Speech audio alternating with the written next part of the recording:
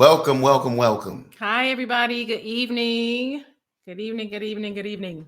Thank you so much for joining us on Let's Try This Again. Again. Another night, our third night together. Mm-hmm. You know, there's a lady who she actually attends my church. Her name is Terry Morgan, and she will always say the simple biggest problem in communication is the illusion that it has taken place. And the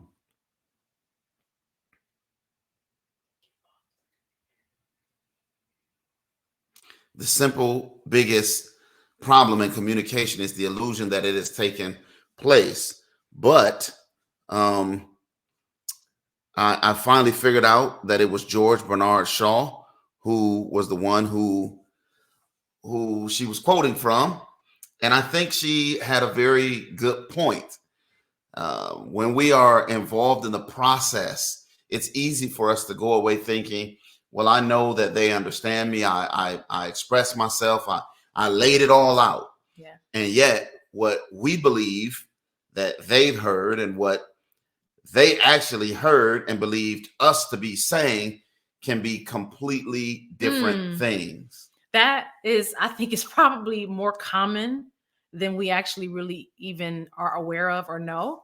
That happens a lot in the communication back and forth with people. And this is not just something that happens in marriage or raising of children. This happens when we're on our jobs. This happens in church, right? Mm-hmm. My goodness, it happens everywhere. It happens in school. So there is no place where the discussion of communication does not come to a head, Mm-hmm. So I know that this is going to be a very important topic tonight.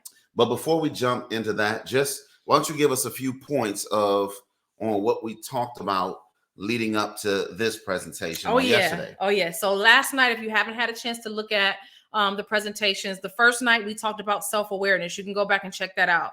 The second night on Monday, we talked about conflict. And conflict, of course, there are very few of us who enjoy it, who think it's a good thing, but we know that there are some who do. Yeah, true.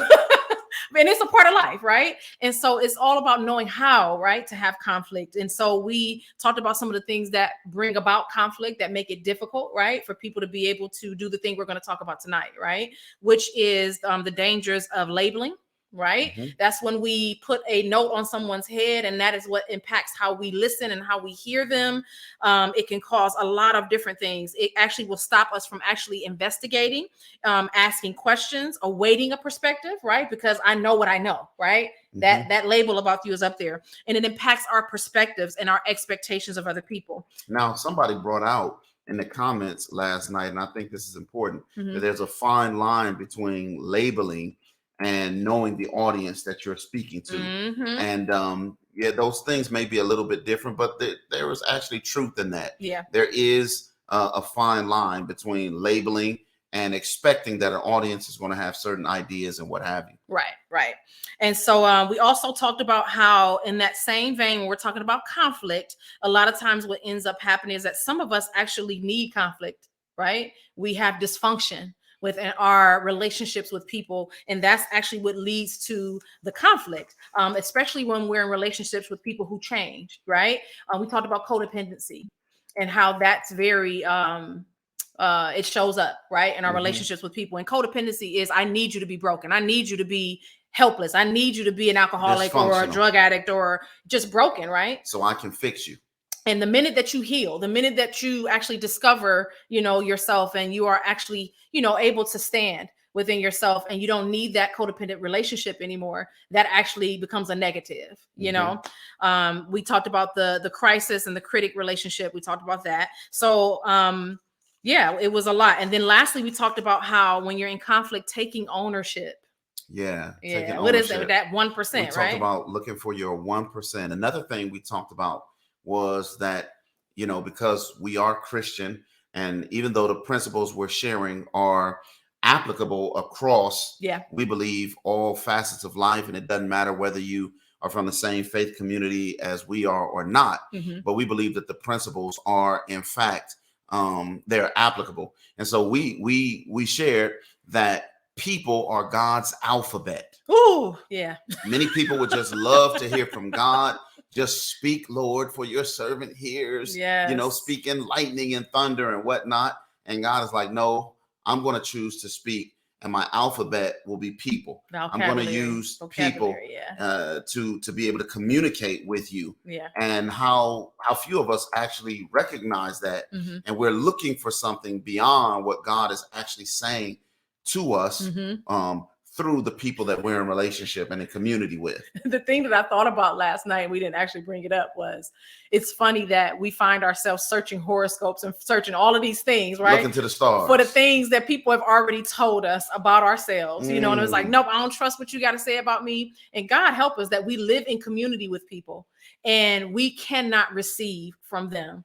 Right, a perspective that is not matching our own, and that's not what God would have. Right, that is why He put us in community, so that my perspective is not the only perspective. That I need to be willing to see other people's viewpoint of me and how I show up in the world. And it's not easy. The beautiful thing about that is when I accept that, when I receive that, because when we talked about self-awareness, there's the inner awareness, and then there's the external. Yeah. When I receive, I actually have a greater amount of self-awareness, because it's not just my perspective, but it's the perspectives of the people that I'm in community with added to my perspective. And it gives me a more realistic vision of actually who I am. And like you said, how I show up. And that's not easy. I think everybody goes through that point where you feel like you know who you are, you know what you said, you know. And it's humbling to be able to say, man, you know what? Let me pray about that, and let me actually see. And we shared that as well, that before you actually seek to really actually have this conflict, be willing to pray about it, right? Be willing to seek God and say, you know what? Is this true? And I love the story you share often when you're preaching. There was a story of this gentleman who, I guess, all these people had this. How was it? Well, he received a letter, and this letter was outlining some challenges that he was having with his wife. Yeah. And of course, because he thought that, well, nobody should know the challenges I'm having with my wife. And the long of, or the short of the long is that ultimately he ends up sharing the letter with his wife. And as he shares the letter with his wife, he's denying its truth. His wife pops up and says, that is the truth. And he recognizes that the person who wrote the letter, his friend who delivered the letter, and his wife have all testified that this is true. And he's the only one that's holding out, saying it's not. Yeah. It was 3 against 1. Oh my goodness. So that's not easy, right?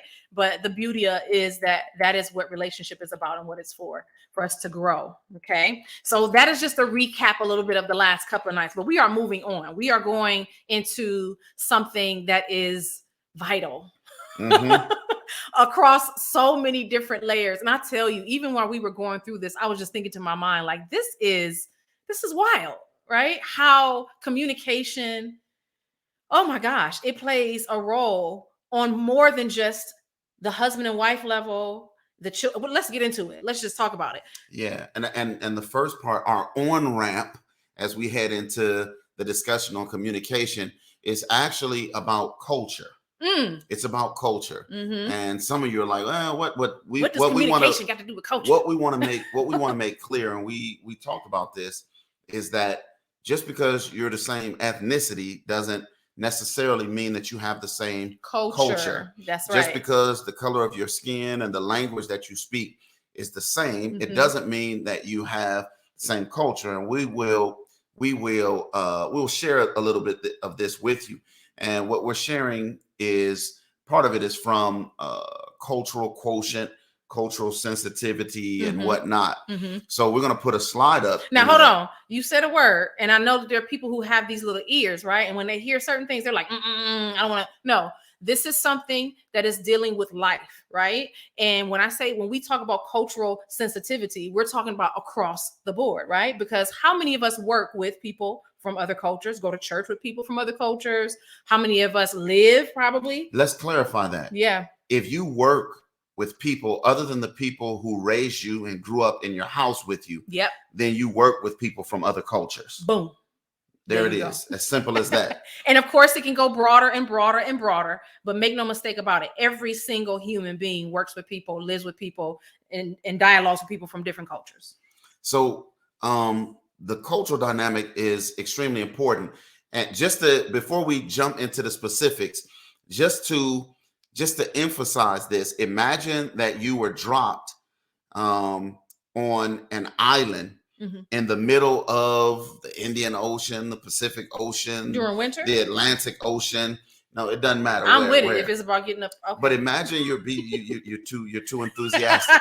But imagine you're dropped on an island. Yeah. And there's people there. Yeah.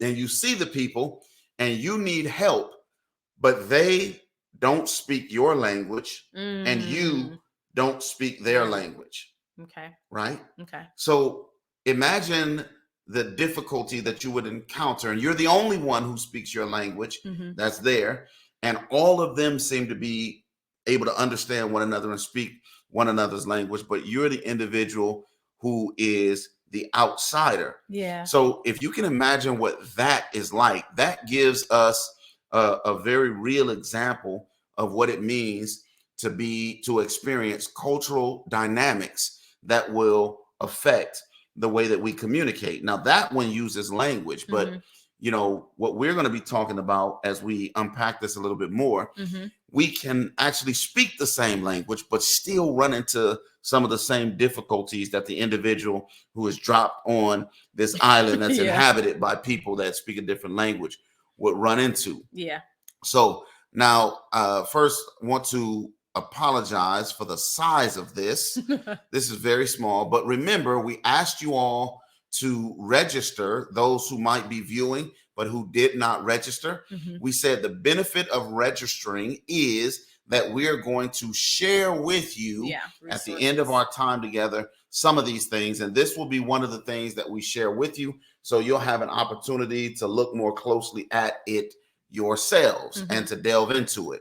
So maybe you can blow up your screens or something like that. But anyway, we want to touch on 1, 2, 3, 4, about 6 or 7 different cultural dynamics. Yeah. So there are those of us who have an individualistic cultural dynamic versus those who have a collectivist cultural dynamic. And I just want to bring out that the reason why we're talking about these, going back to what tonight is about, it's about communication, guys. So make sure you keep that in the back of your mind. All of these things play a part in our communication. Absolutely. So the person from the individualistic perspective has an emphasis on individual goals and individual rights. The person from the collectivist culture has an emphasis on group goals and personal relationships, right? So if individual goals and individual rights are at the top of my list, but group goals and personal relationships are at the top of your list, you might say, well, let's wait for Jim and Heather to catch up with us. Right. And I'm like, Jim and Heather should have been here. Let's go. You know, if we don't make it to the meeting on time, it's going to look bad on us. Yes. And my promotion is going to be challenged, right? Yeah. And then there are low pressure or low power distance versus high power distance. The high power distance has an emphasis on differences in status. Superiors are the ones who make the decisions. The low power distance has an emphasis on equality, and there is shared decision making. Wow. How does that show up in, like, you know, I grew up, right, in a home or in a cultural context where, like what the older people say goes. Yeah. You know what I'm saying? Like, that is it. They're superior. They're the ones that make the decision, not you. Children ought to be seen and not heard. Right. So, okay, but let me give you another example of that. Let's say you're in a meeting and the meeting was supposed to start at 7 p.m. Like, our meeting didn't start on the first night. We had technical difficulties. But anyway, meeting is supposed to start at 7 p.m. Yeah. And it's 7:07 and the meeting still hasn't started. So those who are from the high power distance are looking at their watches and they're saying, hey, look, you're the boss, start the meeting. Yeah. You see what I'm saying? You don't need to wait for We don't need to wait for anybody else. The most important person is here. The ultimate decision maker is you. Go ahead and start the meeting. But those who are from a low power distance, dynamic, what they're going to say is, wait a minute, we need Robert, and we need Sydney, and we need Jimmy, and we need everyone to be here before we move forward. Yeah. Why? Because everyone's input is equally important, right? And that's how we'll make the best decision. So again, you can be frustrated with those who don't want to start until everybody shows up. Meanwhile, you're saying, hey, look, I got somewhere to go after this. And again, it points out that there's this mindset of hierarchy, right? The superiors make the decision, so that's an interesting dynamic that plays out there. Absolutely. Yeah. Then there is low uncertainty avoidance, and there's an emphasis on flexibility and adaptability versus high uncertainty avoidance, where there is an emphasis on planning and predictability. Have you ever been in a relationship with someone who says, why aren't we more spontaneous? I just want someone who can just come in and say, well, let's do this. We've never tried this before. Or we need more spontaneity in our relationship. Yeah. And then there are others who are saying, I need to know when, I need to know what, I need to know where, I need to know how much it's going to cost. And how much is it? Yeah, exactly. Absolutely. I don't like finding things out after. I need to know now. Right. Yeah. No surprises. No spontaneity. We avoid that like the plague. These are literally cultural differences. Yeah. And they manifest themselves in a variety of ways, but it goes back to the way that we think and the way that we process. There are those who are from the cooperative dynamic versus those who are from the competitive cultural dynamic. Ooh. The cooperative dynamic has an emphasis on collaboration, nurturing, and family, where the competitive cultural dynamic emphasizes competition, assertiveness, and achievement. All right. Now, this is a deep one, because this shows up in various stages of life. I think about children. You know what I'm saying? Where they could be in this and they don't even have the capacity to even know that this is what's happening, right? Yeah. In the dynamic of them playing together and doing things together. And there are those who want to play. Let's just play to have fun. You know what I'm saying? Let's let her win. Let's all. And then there's other children like, no, we must win. Our team must win, right? That. And now adults, you think adults experience the same thing? Oh, absolutely. Absolutely. Yeah. The next one is there are short-term cultural dynamics versus long-term cultural dynamics. This is a good one. The long-term emphasizes long-term planning and success that comes later, where the short-term emphasizes immediate outcomes, success in the here and now. Just a quick note, we do want to hear from you guys. For those who are watching on YouTube, you can certainly comment. Now, in order for you to comment, you may need to be signed in. Yeah. And in order for you to comment, I'm not sure. Or you may need to actually be a subscriber to be able to comment. We're also available on Stamina for Life, the Facebook page of Stamina for Life, and you can make comments there as well. And the reason is we're going to ask you to answer something about what we're looking at right now. Yeah. So there's an emphasis on immediate outcomes for short term, and the emphasis is on long-term planning for the long-term cultural dynamic. So I'm gonna be honest. Yeah. As a church, and I'm speaking merely right now in my context, my professional context. As a church, whenever we do things, we tend to focus mostly on short-term outcomes. We did program X. It cost us X amount. What were the results of that? Now, we just finished program X yesterday. And we're already asking what the results are from the program. So that's a very short-term dynamic versus something that is more long-term. Now, we were talking in the biblical context. What did we talk about in the biblical context in terms of this short term versus long term? I really believe that the disciples, right, and Jesus, and maybe even broader than the disciples, right, had this expectation as well. They dealt with this whole short term, long term thing. Jesus here walking on the planet, right? It was obvious that the disciples thought, listen, all right, let's take this thing over. Let's get this thing done. Are we going to take over the capital? You know what I'm saying? You're going to take over the kingdom, get you your crown. And let's go ahead and let's get our positions put in place, right? Well, you came here so that we could take over. Let's get it done. What's taking so long? And what they did not understand is that Jesus, while he was actually in the immediate, right? It's not that he didn't care about the immediate, because you shared some really beautiful stories about that showed that he actually did care.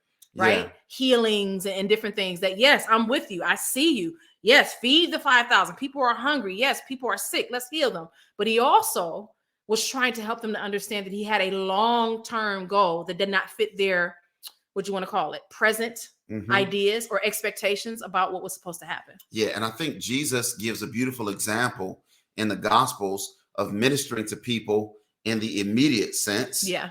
As an incentive for them to invest in his long-term goals. And so I think that's a beautiful thing, because remember, our conversation is about communication. Yeah. So we want to take into consideration our cultural perspective, but we also want to take into consideration the cultural perspective of those who we are working with, those who we are in community with, and we want to be able to kind of speak to two worlds, as it were. I think this is actually also something that we could speak to in regards to those when it comes to their jobs, right? Their places of employment or occupation. I think that it's so important to remember that sometimes we find ourselves working for places, right, that obviously have a short-term goal, and I'm a long-term thinker, or vice versa. I find myself as an employee or an employer, and I'm employing someone who has a short-term, but I'm a long-term, you know what I'm saying? So I think that it's important to actually take that into consideration, because a lot of people find themselves frustrated in the places where they work, with the people they're working with, the company, or, you know what I'm saying? And so it's this clash, and you're like, man, what is it? Sometimes that's the clash. The clash is not so much that either of you are wrong. It is just that the goals, right? You're a long-term thinker, or you're a short-term thinker, and the place that you're working for or the people you're hiring don't operate in that mechanism, So listen, when it comes to people serving in certain positions, this is it's extremely important for us to know or to be aware of the various different cultural mindsets, because you can't operate an organization based on, do we have enough for today? If you are running an organization, you need people who are able to think not just about today, because today does matter, but we need people who are also able to think about, what's going to happen 2 years down the line, what's going to happen 3 years and 5 years and 10 years out. Because if you are only operating with a today, right now mentality, you will ultimately find yourself on the side of the road next year or 2 years down the line, because I only worried about, did we have enough gas to make it from here to here? Right. So these things, these cultural things are extremely, extremely important. A few more before we move on. There's low context, direct, and there's high context, indirect. The low context, direct, the emphasis is on explicit communication. Words, I did not say that. You said this. And the high context, indirect, the emphasis is on indirect communications. What was the tone? Right. What was the context? What were the facial expressions? Like what was the tenor of the conversation? Man, and we were just talking about this because I recently had an experience like that, right? And I tend to be that person. I'm very much You tend to be what person? I'm a direct, right? Or I'll just say whatever comes to my, my mind, or I'll, when I'm talking to people, I'm looking at them, and it's interesting when someone reminds you or tells you, like, listen, this is actually what I was picking up on. And I think there's a lot of people who culturally deal with this, right? There are some cultures who are loud, or some cultures who are more, and again, this is not about ethnicity, the color of your skin, right? Because it's never good to make blanket statements like that. However, there are certain cultures, right? Cultural dynamics where that is just how people, right? That's work, but that may work over here, but that may not work for Bobby or Susie or Latasha. You know what I'm saying? And in the realms of communication, I think that what helps is, one, going back to some of the things we talked about before, being willing to receive that communication from people, for them to let you know, like, listen, this is how you came across to me. And you're like, well, that's not how but it ain't always about what you you felt, Yeah, yeah. And there are certain parts of the world that you can go to where the protocol has to be followed, because the protocol communicates as much or even more than the actual words that are used. And so it's just important for us to be aware of that. Question for those of you who are watching, if you can make a comment in the comment section, what type of, are you a low content direct person, or are you high context indirect? So again, are you a low context direct, right? You are explicit on communication and words, or are you a high content indirect? Your emphasis is not on the words, but it's on the tone and the context. All right. Yes, yes. And we'd like you to share any of the ones that we've touched on. Yeah. If you feel like this is me, go ahead and share which one you think you are. Then this one right here, extremely important. Yeah. There are some whose cultural dynamic is on being, and there are others whose cultural dynamic is on doing. Those who have the cultural dynamic of being, they have an emphasis on quality of life, while those whose emphasis is on doing, they are concerned about being busy and meeting goals. Now, you got to talk about this in the world that we're living in today. I think, and again, not to make too, not to brush or paint with too broad a stroke, but you've had some experiences. Millennials and Gen Zers tend to be focused more on being, while Boomers and even Gen Xers tend to be focused more on doing. And so if you're a millennial or a Gen Zer, you have parents or grandparents who are like, look, when are you going to get that job? You know, get them benefits. What type of benefits, what type of retirement plan? And you need to buy a house, because once you buy the house, then that's going to set you up to be able to retire. And you need to start paying on it as quickly as you. And the millennials and Gen Zers are like, nah, I don't want to work a job that I'm not feeling. Yeah. And I'm not laughing at you if you're a millennial, please don't. But your stomach is going to feel empty because you ain't going to have any food in it because you don't have a job. Right. You need to get out of here and do something.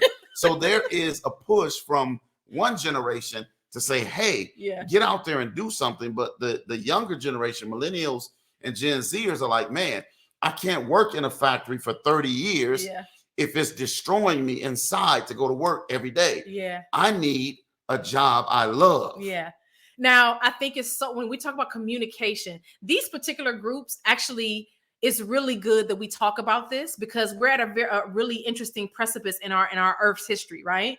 Because I think that the less that those two groups talk, the less that they understand one another. And I actually agree with both, to be quite honest with you. Yeah. I can understand our precious, baby boomer generation. I really can, because of the things that they experienced, the things that they went through. And if it were not for, it's almost like, I hate to put it, it's almost like survival mode, right? It's because of a lot of those sacrifices of working at jobs that they didn't necessarily love, didn't necessarily like, you know what I'm saying? But it was because they did that they were able to do a lot of the things and afforded their children and grandchildren to do some of the things that they do. However, the flip side is that millennials and Gen Zers listen to parents and grandparents who had dreams of doing things that they never actually attempted to do. Yes. Right. Yes. And they talk to parents and grandparents who, even though they're retired and they've got the house and they, whatever the case may be, they don't hear someone who has a sense of fulfillment. Yes. And they also witnessed a lot of other things that were unhealthy, which is a loss of health, right? Work yourself to death. You know what I'm saying?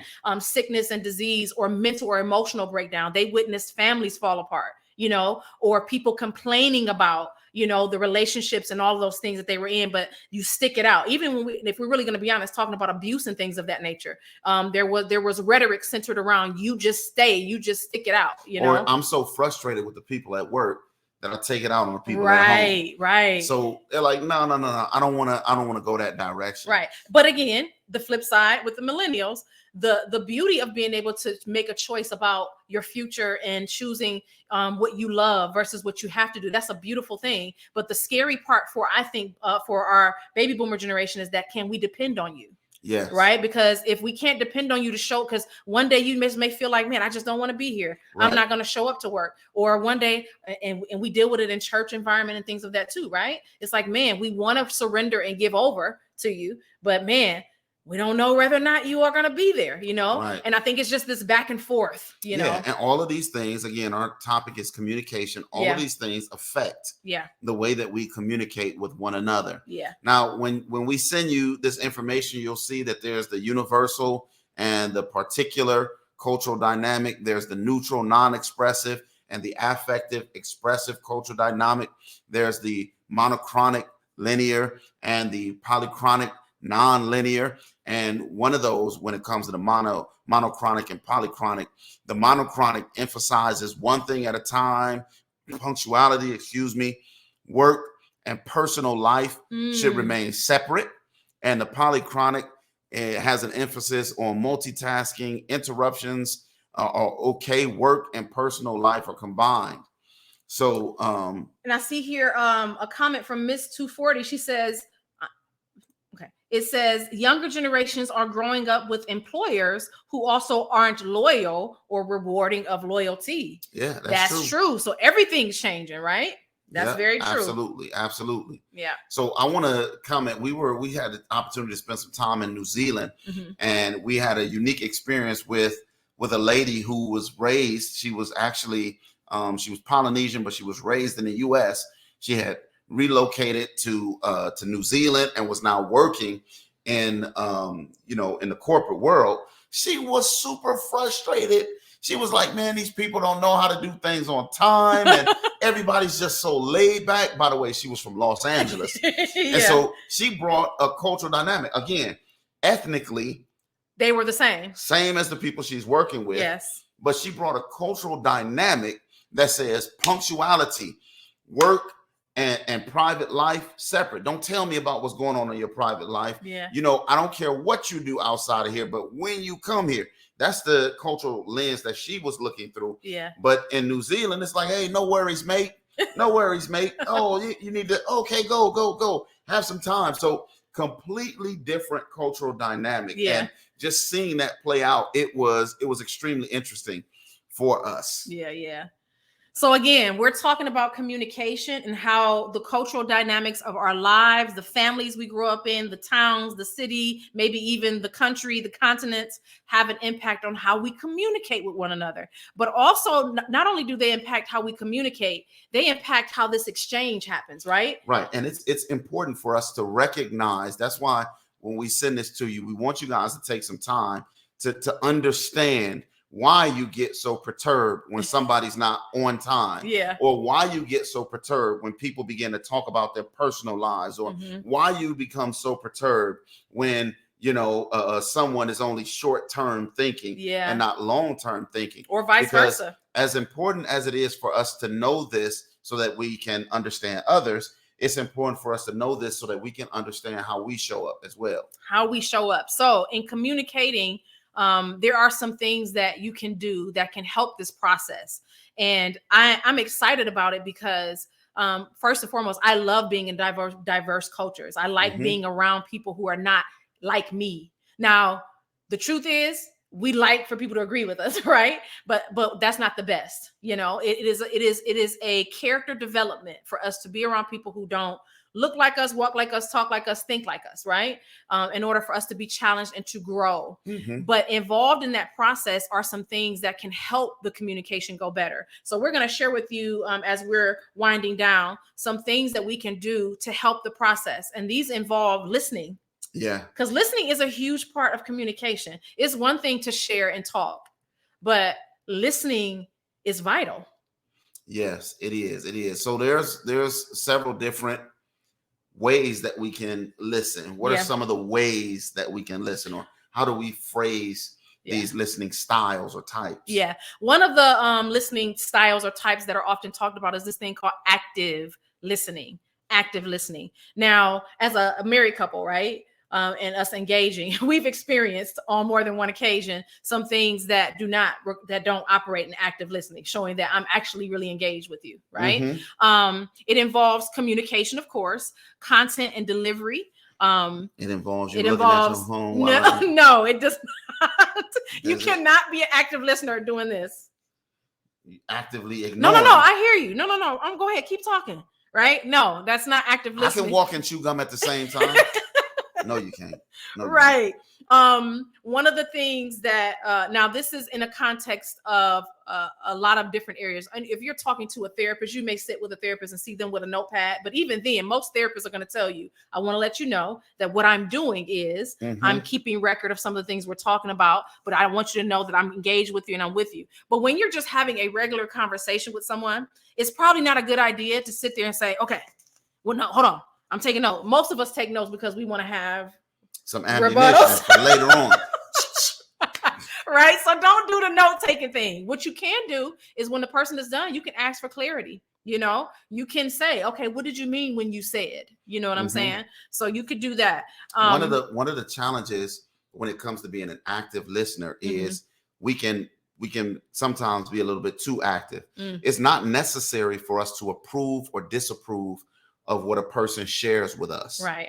It's important for us to listen and it's important for us to understand, but it's not necessary. It's not necessary for us to approve or disapprove, especially when we don't always know that what a person is sharing with us is, you know, the whole truth on a subject. Right. You know, as people say, there's two sides to every pancake. Right. And actually there's maybe three. We always say there may be three sides. Yep. That's your version, my version, and then there's the truth. Yes. Right. And so, but we were talking about one of the uniquenesses about approval and disapproval is that while we may not be able to approve or disapprove of what someone shares regarding their interactions with others. Yes. When a person is sharing something about themselves, yes, it's important for them to know that they've been heard. Yes. And it's important for us to perhaps approve. Now, let me give you an example of approval. An approval statement sounds like this. You know, I'm so sorry that you experienced that. And I can only imagine how painful that is. You know, it would be devastating for you, myself, or anyone to experience like that, to have an experience like that. Now, what I'm doing is I'm essentially saying that I've heard you, but, you know, I'm not going into details. Well, how dare they do X, Y, and Z to you? How dare they say so forth and so on? Because this individual is just sharing something about themselves. Right. Thank you guys for asking questions. Vivine, here, you don't have to click that because I can read it. Okay. Putting it up so they can see so they can see. Okay, I didn't know that technology. Thank you. Communication.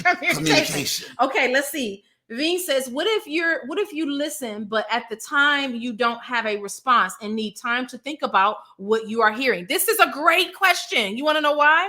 Because oftentimes we don't think that we can say that. Yes. We don't believe that while we're communicating with other people that we can actually stop and say, listen, you know what? I've heard you and I don't have an answer right now. Yes. I need to pray about that. I need to really go and pray about that. I need to process it, right? So don't be afraid to actually, now this is the thing. Some people are going to press you. And some people literally come to you because they're pressing you for an answer. They want you to give them an answer right then and there. But you cannot be afraid to say, you know what? I can't do that. I need to use some wisdom. I need to pray about it. Maybe I need to talk to some other people, or I need to think on this thing a little bit more, because a hasty answer is given. The Bible talks about that, right? Yeah. A hasty answer is given out of unwise thoughts. So, and this is something else that we talked about that we don't, because again, like, yes, I want to be a better listener. I talk too much. I need to be quiet and I need to listen more. I got 2 ears and 1 mouth, but sometimes I can't stop the 1 mouth. And so if you're like me and you're like, man, I want to be a better listener, but how do I do that? And this is what we were talking about while we were preparing for the presentation. It's like, we actually have the freedom because, like, okay, again, my context, I'm a pastor. And I talk to a lot of people. Yeah. And sometimes I have like 10 different things going on in my mind. And I see, oh, I need to go talk to them. And oh, man, I need to get them before they leave. And this, that, and the other. Or you have a lot of people coming to you and sharing things. And someone will come and they really want to have a conversation that requires all of my attention. Yes. And I'm like, okay, I have to listen to them because Jesus listened to everyone and he treated them like they were the only person in the world and so forth and so on. But the truth of the matter is, I ain't Jesus. That's the truth of the matter. And even beyond that, it is difficult for me to turn off all these other switches that are going in my mind. Guess what? I have the liberty and the freedom to do. I have the freedom to say, you know what? You deserve my full attention. You deserve to be listened to, and I can sense that what you want to share is something that's very, very important. I'm going to be honest with you.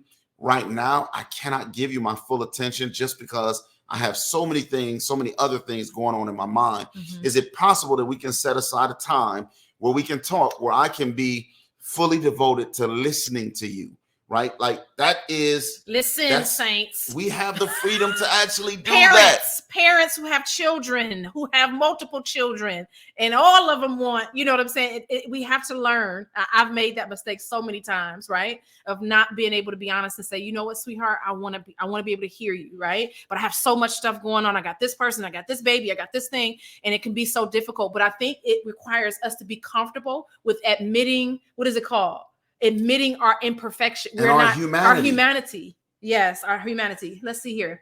Miss 240 says, yes, I realize my husband often needs time to think about it. It's helpful when someone recognizes it about him or herself, though, and says it. Yes. But, again, permission, giving people permission to have time. So I think on the opposite end, if I'm a person coming to someone and I am seeking an instant answer, but sometimes you can tell, when you're talking to somebody, you can see the struggle. Yeah, the struggle to stay focused even. Yes. Because it's just like eyes darting everywhere and so forth and so on. I'm sorry. So there's another type of listener. There's an active listener, and then there's a passive listener. Listen to this. Pay attention to only parts of the message. And I've been guilty of that too. They find it hard to go beyond the surface. Yeah. Or catch or pick up on nonverbal context. They don't always allow others to speak without interruption, and they rarely seek clarity. And sometimes what's happening is in passive listening, you come to the table already with your mind made up. You come to the table and you're listening for certain things. You're not listening for the whole context. I'm just focused on, I want to hear what I want to hear. And I'm and everything else kind of falls to the wayside. And I'm just picking up on the things I feel like I want to hear. Yeah. So, and I don't even know where this comes from, but one of my friends, he would always say, so I would tell him, he asked me to do something, and I would tell him, I would say, man, no, I can't do it, man. I got this going on. And what he would say is, so what you're saying is there's hope. Right? Like what in the world? And it's like, if I didn't have all of this stuff going on, I would. But he's like, so what you're saying is there's hope. So and I don't know where he got it from, but that it's so funny to me, because it's like you're listening to what I'm saying, and you're picking out what you want to hear. Yeah. Right. Yeah. And so it's so easy for us to be fixated on one thing. Yeah. Right. Yeah. And so, and again, we have the freedom and the liberty to be able to say, hey, stop. Can you clarify that point a little bit more? Yeah, asking for clarity. Because if I'm still hanging on this right here, then I can't listen to what you're saying. Look, instead, why don't I just ask you to stop and clarify this? So let's spend a little bit more time on that right there. Yeah, yeah. So there is, by the way, phones down. Yes.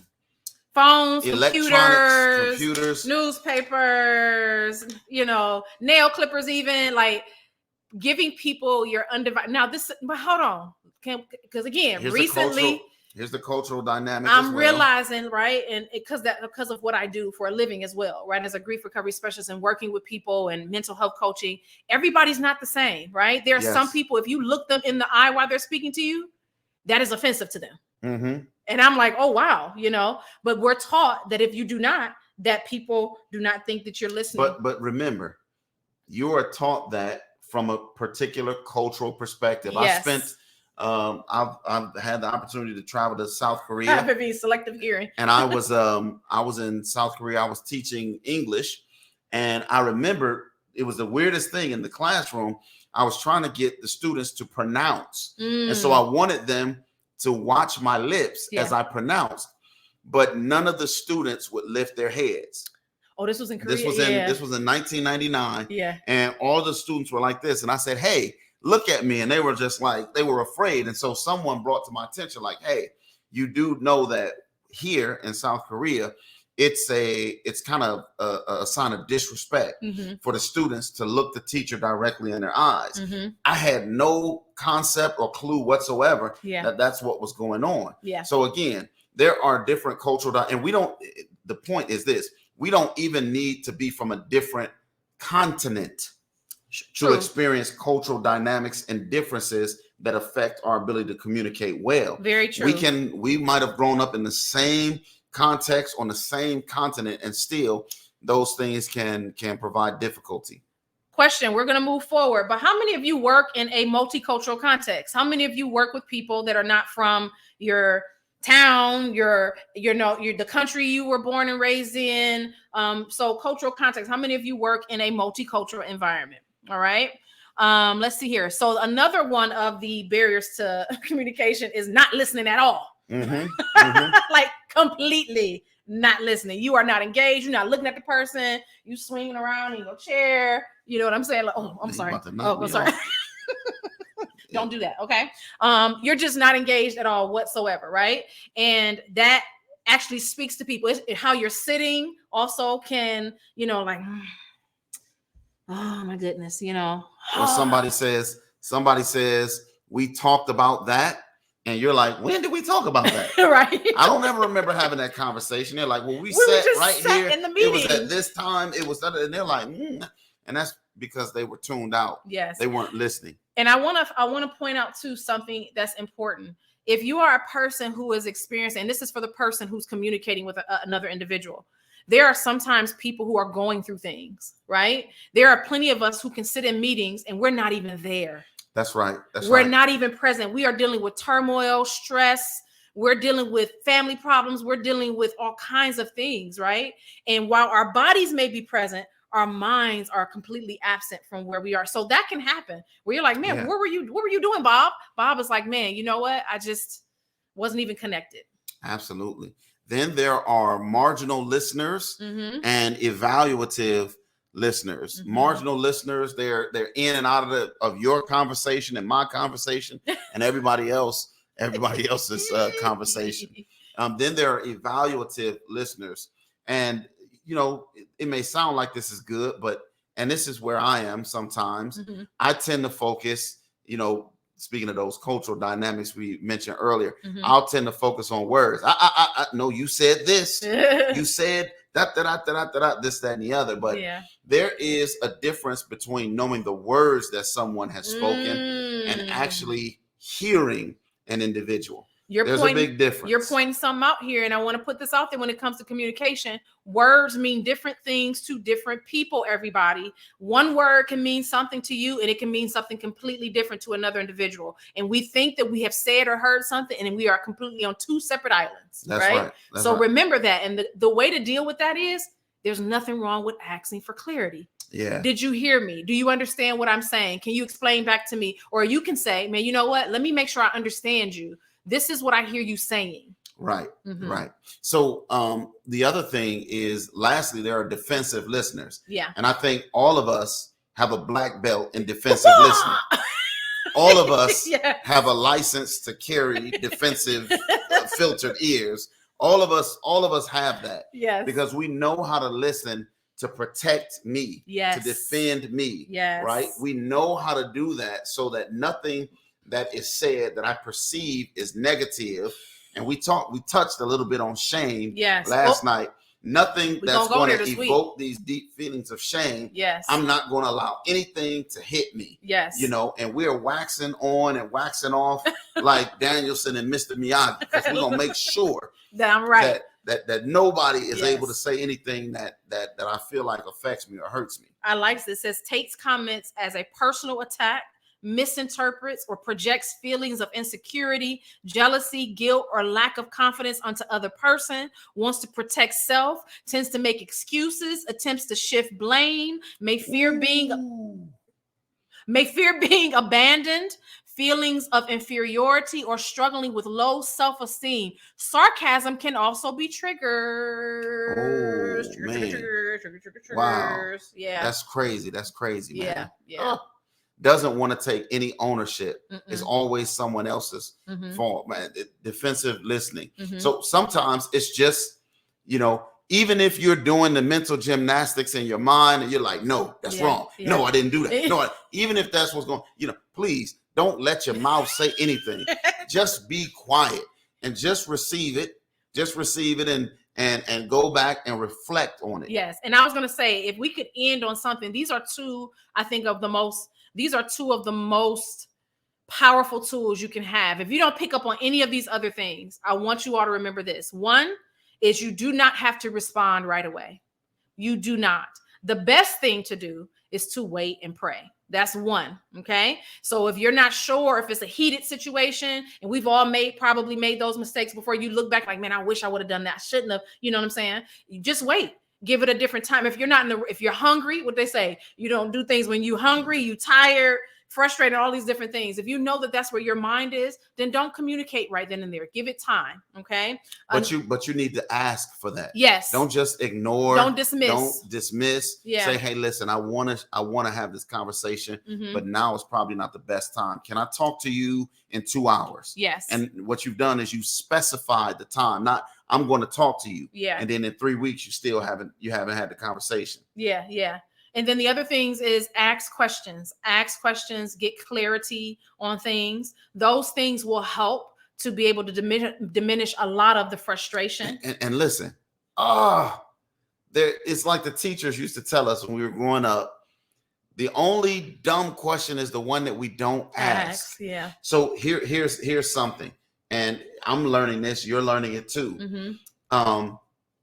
Is it okay if I ask you about what you shared, or do you just want me to listen? Yes. Yeah. It's okay. It's okay to ask that question. It's okay to say, do you want my feedback? Do you want to know what I think? Or do you just want me to listen? And give the individual who's speaking, give them the ability to say, I just want you to listen. Or no, when I finish, I would like to hear what you think. Right? Now, when you say you want to hear what people think, realize that they may not think the way you think. Hey. So when you ask for a reply or a response, realize if you get one that doesn't match which matches yours, well, you asked for a different perspective, right? And so, keeping that in mind as well. All right. Well, listen. Oh man, we've reached the end of our time. There's so much more we could share with you all, but we don't want to keep you beyond this time. Yes. I'm going to. And I forgot. I'm sorry, y'all. This was the other ones. I said there was 2 things. Agree where at all possible. That is another powerful tool. You don't have to agree about every single thing, but you can pray and say, God, where do I find the place that I can agree with this person? You know what I'm saying? Fight for it. Find something. You may not agree with anything, and I'm not saying you have to, but where at all possible, find agreement in those, even if it's that 1%. That 1%. That's right. Yep. All right. Well, listen, we hope that your communication is enhanced by understanding your cultural context and understanding the cultural context of the various people that you're in community with. Yeah. We hope that you will become an avid listener. Yeah. We hope that you will take the black belt of defensive listening off, and that you will become, an engaged, active listener. Yeah. So we're going to pray to that end tonight. Thank you again for joining us. Thank you guys for commenting as well. We appreciate it. Yes, we do. Yeah. Father in heaven, thank you so very much for giving us 2 ears and for giving us a mind to be able to process the things that we hear. I pray that we would hear more than just people's words, but that we would hear their hearts. I pray that you would help us where it is applicable and where we can to be able to find either our 1% if it's a conflict, or find points where we can agree with people in or outside of conflict. Thank you for helping us to become better communicators, speakers, and listeners. In Jesus' name, amen. Amen. All right, guys. It was so good to be with you tonight. Don't forget to come back tomorrow. Make sure that you like and you subscribe to the Troy YouTube channel. If you are on Stamina for Life, you can subscribe, you can share, you can invite people to come back and join. Go back and look at some of the other videos if you have not already watched them. We are going to be back here tomorrow night at 7 p.m. Eastern time. And we have some guests that are going to be coming this week as well, right? Yes, we have guests that'll be joining us. Yeah. On Thursday and Friday, I believe. Thursday and Friday. Yeah. So remember the things that we're sharing with you. Some of them you will receive them in an email. That's why we asked you to register. Yeah. And so if you go to troysdachurch.com, if you haven't registered and you'd like those materials, then please register and we will make sure that we send those to you. And we're also going to have a question and answer period as well, guys, on Saturday night, right? So if you have any questions or anything, make sure you send those to, what's the email? Yep. What is it called? It's called troysdachurch.com. Okay. So make sure you go there and send your questions. All right. Take care, everybody. Have a good night.